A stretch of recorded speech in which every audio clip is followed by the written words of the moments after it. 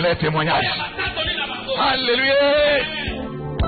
Si tu n'as pas le témoignage, comment tu n'as jamais vaincu? Tu n'as jamais vaincu. C'est le témoignage. À ta prière sur le sang de Jésus.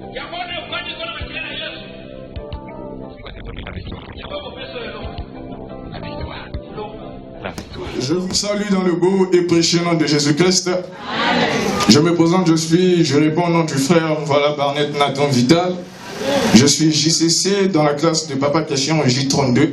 Est-ce que tu peux acclamer Jésus pour ça? C'est pas donné à tout le monde. Acclame Jésus, acclame Jésus, acclame le roi des rois. Amen. Amen. La Bible dit, bien aimé, qu'il faut témoigner. La Bible dit que nous devons rendre grâce à Jésus. Je suis encelé pour pouvoir témoigner la gloire de l'Éternel dans ma vie, ce que l'Éternel a eu à faire pour moi. En effet, je suis arrivé à Dakar ici dans le cadre de mes études. Comme j'ai dit, je m'appelle Mvola. Le nom Mvola, c'est le nom de mon père. Je suis un enfant du ministère. Je suis né au ministère. Je n'ai pas connu d'autre église que le ministère. Donc, quand je suis arrivé au ministère chrétien du combat spirituel depuis ma naissance, comme j'ai dit, j'ai mené une vie de jeunesse remplie de perturbations, remplie d'embrouilles. J'étais dans une vie de beaucoup de mélanges, de boissons, des amusements, les filles et part et d'autres. Pendant que j'évoluais. Dans la famille, on m'a exhorté, on m'a appris à servir le Seigneur, mais moi je ne marchais pas selon ce qu'on m'avait appris. Toutefois, j'étais en train de marcher selon mes désirs, selon la mode, selon les convoitises, j'évoluais dans l'apparence. Tout le temps que j'étais à Brazzaville, je ne priais toujours pas. Je venais à la prière, j'étais dans les retraites, je ne priais pas. Et je rappelle que la famille dont je suis venu, c'est une famille de 7 enfants. Au départ, il y avait deux filles, puis 5 garçons. J'occupais en temps normal la 5e place. Et pendant que on était en train d'évoluer, il y a eu ma première sœur, l'aînée, qui est décédée. Je n'étais pas encore né en ce moment-là. Donc il y avait une loi de la mort qui était en train de frapper ma famille. Du côté de papa, la mort frappait par ordre de croissance, c'est-à-dire du plus grand au plus petit. Et du côté de maman, la mort était en train de frapper du plus petit au plus grand. Gloire soit rendue, lorsque c'est arrivé autour de ma mère, l'Éternel a changé la loi, c'est aller prendre son grand frère. Donc en continuant comme ça, en continuant à évoluer par rapport à tout ça, donc on voit que la loi de la famille s'est manifestée. Comme chez papa, on frappait le plus grand, et chez maman, la petite sœur Chemoun, ça s'est manifesté. Ma grande sœur l'aînée est décédée, puis mon défunt petit frère aussi est décédé. Donc je continuais à prier, toujours dans la vie des embrouilles, j'étais en train d'évoluer. L'Éternel a permis un certain temps que j'ai eu mon bac. Quand j'ai eu mon bac, je n'étais toujours pas conscient. J'étais dans les embrouilles, j'étais dans une vie de beaucoup de plaisir, des ambiances. Je ne prenais toujours pas conscience du fait que l'Éternel avait permis que je puisse naître au ministère chrétien du combat spirituel. Donc je continuais dans la bêtise, dans le désordre. Puis à l'année 2014, j'ai eu le bac. J'ai eu le bac en l'année 2013. Au lieu de partir étudier, on m'a dit d'aller étudier au Sénégal. J'ai dit non, je ne peux pas aller étudier. Moi, je vise l'Europe. Si je dois quitter le Congo, c'est pour aller en Europe. Je ne peux pas côtoyer des pays africains. Puis l'année qui suivait, mon père est décédé. Mon père, il est décédé. Donc vous comprenez par là que j'avais perdu en quelque sorte un certain soutien pour pouvoir continuer mes études à l'étranger. Et quand on a enterré mon père, ma mère m'a dit que tu dois aller étudier au Sénégal. J'ai accepté, je suis arrivé au Sénégal en 2014.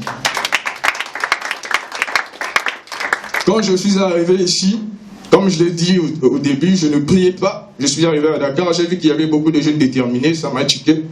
J'ai commencé à m'interroger comment ça se fait qu'il y ait beaucoup de jeunes ici, bien habillés, sapés, qui prient. J'étais étonné, j'étais dépassé par ça. Je suis arrivé, j'ai commencé à venir aux affermissements. Je venais à la prière, mais je ne priais toujours pas, j'étais distrait. J'étais un pied dedans, un pied dehors, malgré que je venais à la prière. J'ai commencé les études normalement, la première, la deuxième, la troisième année jusqu'à la licence, c'était normal, il n'y avait pas de difficultés, il n'y avait pas de blocage, aucune limitation, aucune loi. Je sous-estimais, je négligeais tout ce qui se disait en ces lieux lorsque les gens témoignaient. Lorsqu'il y avait les séminaires, je reportais ce que l'Éternel, parfois l'Éternel donne une parole pour moi, j'ai dit bon, il y aura un autre qui viendra, les séminaires ne finiront jamais, ça va toujours se faire, j'étais en train de reporter, je tardais, mais pas dans des futilités, dans des bêtises, je ne prenais toujours pas conscience du fait que l'Éternel avait permis que je sois toujours là. Et en évoluant comme ça, après la licence, on m'a envoyé un billet, on m'a dit de venir au pays pour faire le stage. Or, c'était une ruse de mon frère pour que j'y reste pour travailler. Quand je suis allé là-bas, j'ai commencé le stage. J'ai commencé le stage parce que la vision de mon père, c'était que j'atteigne au moins le doctorat. Donc j'ai commencé le stage le premier mois. J'avais arrêté un peu le désordre parce que j'avais pris les enseignements ici. J'avais commencé à être sérieux.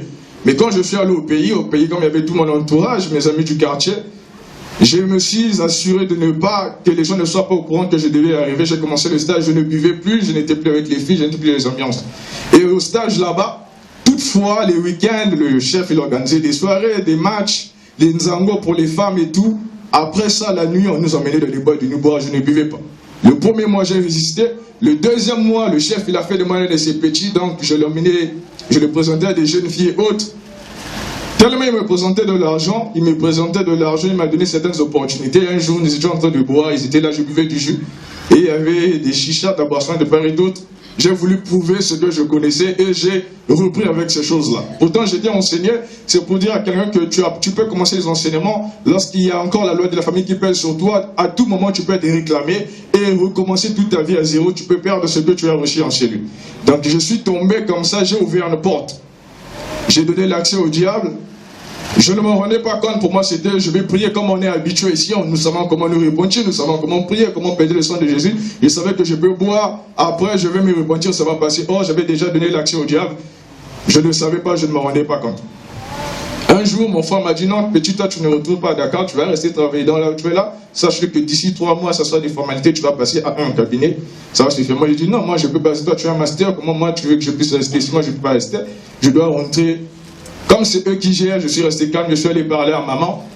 Maman, elle a dit que dès que maman elle a accepté que je revienne ici, automatiquement, il y a un vent qui a soufflé, mon oreille gauche et mon oreille droite n'entendaient plus. Je ne me rendais pas compte. C'est seulement quand je suis allé travailler pendant une semaine, on a commencé, les gens me parlaient, m'appelaient à voix basse, je n'entendais pas. C'est là que j'ai réalisé que j'étais malade, il y avait un problème. J'ai dit à maman, elle m'a dit non, comme ici au Congo, les médecins c'est des fanfarons. Attends, quand tu vas retourner à Dakar, tu vas aller rencontrer un médecin là-bas qui va s'occuper de tout. Et en septembre, c'était en septembre que je devais revenir. Je suis revenu là une semaine avant que Papa Olang n'aille dans la gloire. Quand je suis arrivé ici, je suis revenu. Il y a encore eu un vent qui a soufflé ici. Un vent a soufflé, il y a eu des choses qui se sont passées. Nous continuons à venir à la prière, on venait à la prière, il y avait des prières tout le temps ici. Et puis un jour, Papa Israël a parlé. Dieu a parlé de sa part qu'il fallait qu'il y ait des jeunes qui puissent intégrer le service du Seigneur. Et c'est par le biais de Papa Christian qu'il a veillé à tout cela. Et on m'a fait intégrer la sonorisation. J'ai commencé à travailler aux côtés des serviteurs de Dieu, les missionnaires. Donc, à la fin de l'année 2017, j'ai commencé à travailler avec eux. À ce début-là, c'était encore juste un aspect physique. Je ne réalisais pas encore les obligations, l'appel que Dieu m'avait donné de pouvoir le servir. Donc je travaillais toujours avec la chair, je travaillais toujours sans me rendre compte, jusqu'à ce que les missionnaires, le Papa Michel ainsi que les autres ont commencé à me dire que quand tu travailles comme ça, quand tu ne pries pas, le diable peut pouvoir t'utiliser. Et moi-même, parfois manipuler les appareils, j'ai commencé à réaliser cela. Ce qui m'a motivé à commencer à chercher ma délivrance. J'ai commencé à prier consciemment, sérieusement, dans la recherche de ma délivrance. J'ai commencé à chercher le Seigneur, j'ai commencé à venir une fois, 2 fois. Et petit à petit, j'ai cumulé une semaine jusqu'à ce que j'ai commencé à faire 1 mois, 30 jours sur 30 dans la maison de Dieu, sans pour autant me soucier de ce qui se passait à l'extérieur. J'ai décidé de tout abandonner pour chercher la face du Seigneur. J'ai commencé à chercher la face du Seigneur, j'ai commencé à prier. Je suis arrivé, maman m'a dit non, toi tu es malade, il faut quand même aller à l'hôpital. Bon, connaissant les origines de la famille, comme les gens sont beaucoup de raisonnement, j'ai dit bon, que j'aille quand même à l'hôpital. Je suis allé à l'hôpital de la Corniche Ouest, un Français m'a reçu. Il m'a dit que physiquement petit, tu n'es pas malade. J'ai compris automatiquement que c'était quelque chose de spirituel. Je suis revenu. On m'a envoyé encore, non, va à une autre clinique. Comme il a dit qu'il n'y a rien, va à une autre clinique. Je suis allé à l'hôpital Fan, je suis allé à des cliniques publiques à Liberté 6. Les médecins ont prescrit une multitude de médicaments. J'ai pris tous les jours, je buvais des médicaments. Tous les jours, je ne buvais pas de résultats. Papa Michel est arrivé, il m'a dit que petit, ça c'est la sorcellerie, rentre en profondeur. Dieu va te montrer ce qui se passe, tu retrouveras la solution. J'ai obéi, j'ai commencé les prières. Toutefois, j'étais ici le jeune assez que les prières, je cherchais la face du Seigneur, sans demander, sans regarder de gauche à droite. Je me suis fié à ses exigences, à ses obligations.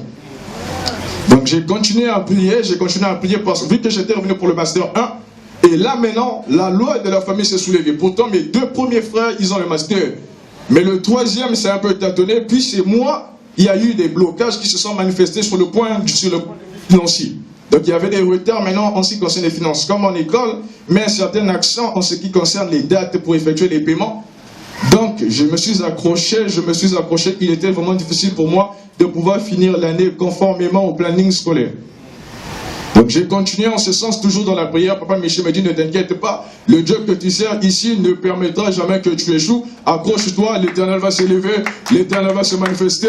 Et moi j'ai toujours continué, je faisais confiance à ce Dieu-là. J'ai bouché mes oreilles malgré ce qui se disait de paix. Je continuais à servir l'Éternel au pied de ses serviteurs. Je continuais ainsi, le master 1 s'est écoulé. Après, dans la période de la prière, l'oreille droite a commencé à entendre. À retrouver la guérison, le soir à l'hôpital, on m'a dit que l'oreille droite est guérie. Il reste le côté gauche. J'ai continué à prier, j'ai continué à lutter. Le décret s'est prononcé. Arrivé au master 2, on me dit non, tu dois rentrer. Non, il n'y a plus suffisamment d'argent. Non, tu dois rentrer. Mais comment j'ai fait le master 1, je me dis encore de rentrer. Moi, je dois rester pour finaliser. Il ne reste plus qu'une année. On me mettait la pression. Vu qu'il y avait une crise là-bas qui s'accentuait au pays, on m'a dit de rentrer. J'ai dit non, je dois rester. Les missionnaires s'occupaient de moi. Toutefois, en tout ce qui concernait la nutrition, le logement, tout, les missionnaires, les hommes de Dieu qui ont mis en ce lieu, ils ne s'occupaient pas seulement sur l'aspect spirituel, mais sur l'aspect aussi physique, ils s'occupaient de moi. Je suis resté au bas de leurs pieds, j'ai continué à apprendre, je bénéficiais de leurs enseignements, je bouchais mes oreilles, les gens parlaient, on titulise par-ci par-là. Comme j'avais aussi passé quelque temps dans la rue, donc je savais comment démasquer certains ruses de petits serpents, tout ça devenait, je savais comment est-ce qu'ils employaient, comment ils fonctionnaient. Donc, j'ai continué comme ça, j'ai continué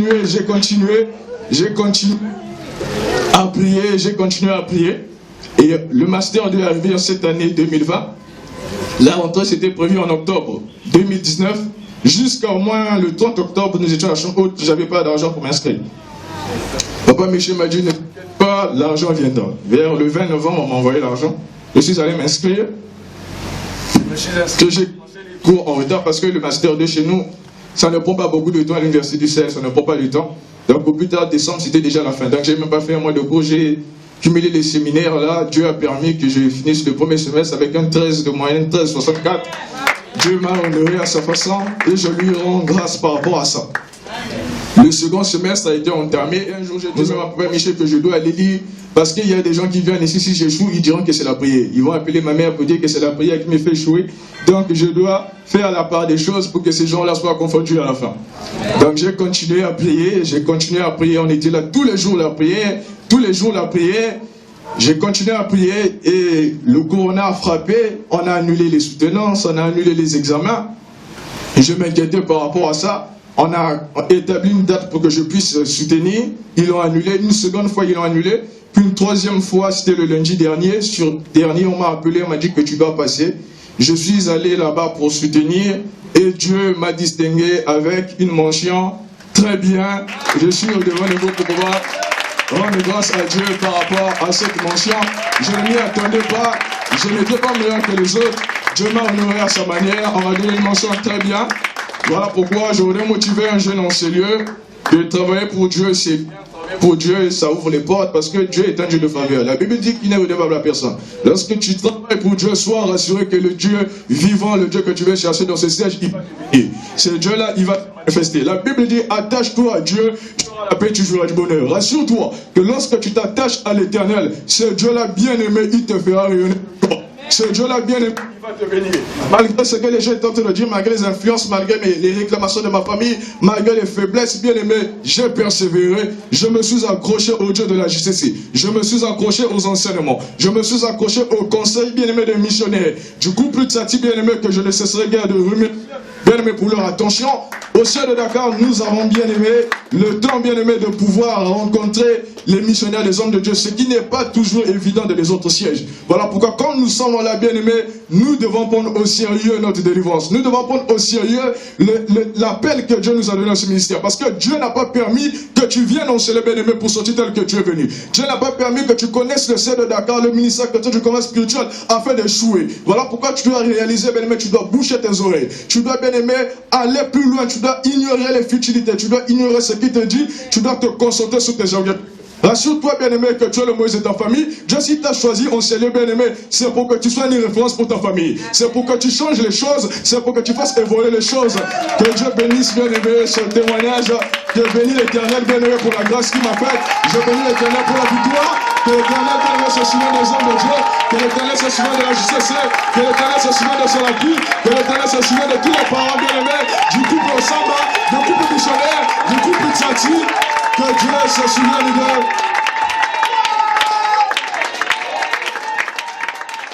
Amen. Amen.